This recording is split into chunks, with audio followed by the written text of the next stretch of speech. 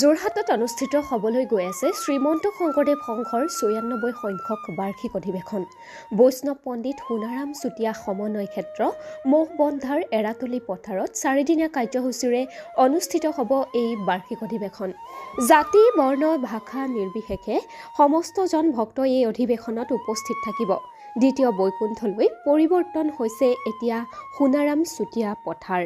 মাজত মাত্ৰ কেইটামান দিন বাকী থাকোঁতেই বৰ্তমান সময়ত দেখিবলৈ পোৱা গৈছে দ্ৰুত গতিত প্ৰস্তুত শংকৰ মহাপুৰুষ শ্ৰীমন্ত শংকৰদেৱ গুৰুজনাৰ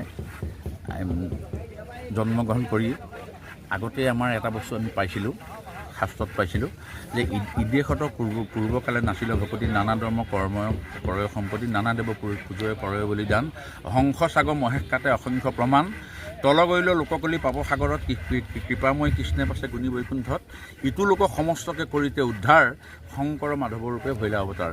মহাপুৰুষ শ্ৰীমন্ত শংকৰদেৱ গুৰুজনা আৰু মহাপুৰুষ মাধৱদেৱক লগত লৈ আমাক গোটেই দলিত নিষ্পেষিত মানুহখিনিক উদ্ধাৰৰ কাৰণে আহি পেলাই ধৰাধামত জন্মগ্ৰহণ কৰি আমাক এটাই ধৰ্ম দি থৈ গ'ল, সেইটো হৈছে একশৰণ নাম ধৰ্ম।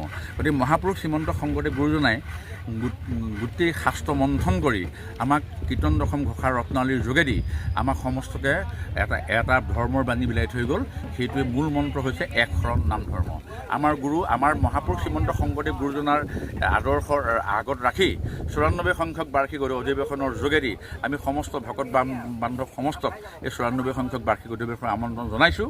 ৰাস্তা তোৰণ মূল নামঘৰ ভক্তসকলে থাকিব পৰা হাজাৰৰো অধিক শিবিৰ, ৰন্ধনৰ বাবে প্ৰায় ২০০ৰ অধিক চৌকাশাল, ১২০০ মানুহে খাব পৰা হল, মূল পতাকা বেদী, প্ৰতিনিধি শিবিৰ, সেৱা বাহিনী শিবিৰ ইত্যাদি কামসমূহ বৰ্তমান সময়ত খুব সুন্দৰ ৰূপত আগবাঢ়িছে। বিভিন্ন প্ৰান্তৰ পৰা ভক্তসকলৰ সোঁতবোৱা পৰিলক্ষিত হৈছে। এইদৰে এতিয়া যোৰহাট মহবন্ধাৰ এৰাতলী পথাৰত ব্যস্ত হৈ পৰা দেখা পোৱা গৈছে ভক্তসকল। মহবন্ধাৰ পৰা বিমল দাসৰ প্ৰতিবেদন, খবৰ 24x7 অসম। ৯৪ সংখ্যক শ্ৰীমন্ত শংকৰদেৱ সংঘৰ অধিৱেশন প্ৰায় পূৰ্ণ প্ৰস্তুতি। ইতিমধ্যে মাজত মাত্ৰ কেইটামান দিন আপোনালোকেও খুব দ্ৰুত গতিত কাম আগবঢ়া পৰিলক্ষিত হৈছে। কি ক'ব এই মুহূৰ্তত আপোনালোকে বৰ্তমান সময়ত কি বনাই আছে? আমি পতাকাবেদী সভাপতি দায়িত্ব আছোঁ, গতিকে আমি পতাকাবেদী বিভাগ বনাই আছোঁ। কিছুদিনৰ পাছতে সম্পূৰ্ণ হৈ উঠিব। পতাকাবেদী বিভাগত চাৰিটো কাছৰ কোমল আকৃতিত বনাইছোঁ তলটো। বহুত চাৰিটা ষ্টেপ আছে, তাত ফুল জালি দি সজাব লাগিব। প্ৰায় কিমান শতাংশমান কাম আগবাঢ়িলে? আমাৰ ৬০% আগবাঢ়িছে, ৪০% বাকী আছে। যিহেতু ইয়াত আজি আপোনালোকৰ পতাকা বেদী নিৰ্মাণ কৰোঁতে প্ৰায় যথেষ্ট কষ্ট হৈছে, নহয় জানো? প্ৰায় কিমানজনমান মানুহে আপোনালোকে লগাই লাগিছে?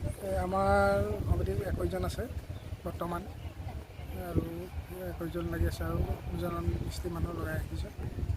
আমাৰ শিল্পালয়ত ওচৰত দিয়া হৈছে ডেকৰেশ্যনৰ বস্তুবিলাক বনাবৰ কাৰণে।